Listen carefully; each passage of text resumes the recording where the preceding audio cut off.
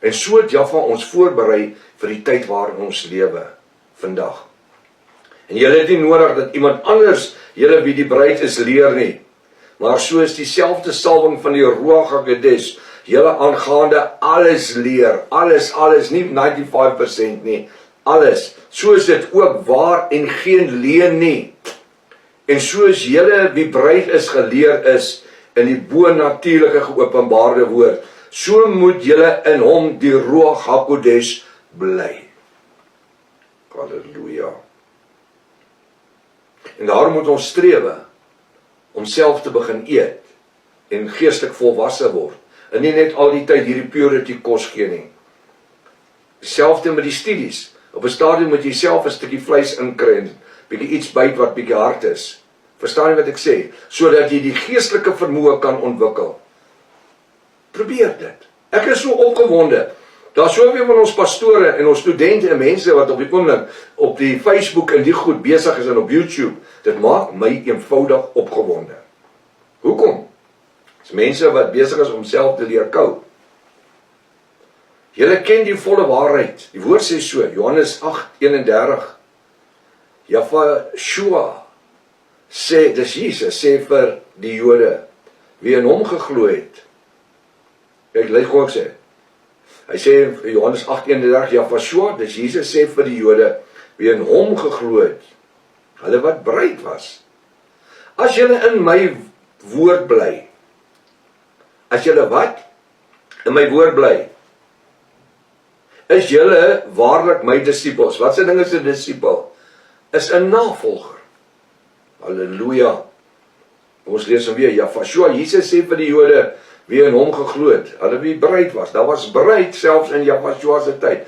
Sy navolgers was bereid geweest. Hulle was Jafiste geweest. As julle in my woord bly, waarin bly? In dit wat ek praat, in dit wat ek leer, in dit wat ek doen. Is julle waarlik my disippels, my navolgers. En julle sal die waarheid ken. Luister wat sê hy in vers 32. En die waarheid sal die julle vrymaak, Johannes 8:32. Ek quoteer altyd hierdie skrif. Julle sal die waarheid ken en die waarheid sal nie julle 80% vrymaak nie, totaal vrymaak. Hulle antwoord hom, vers 33. Ons is die geslag van Abraham. Ek het nog nooit vir iemand slawe diens verrig nie. Hoe sê u dan, julle sal vry word? Yeshua, dis Jesus, antwoord hulle, voorwaar. Wat doen hy? Hy sweer.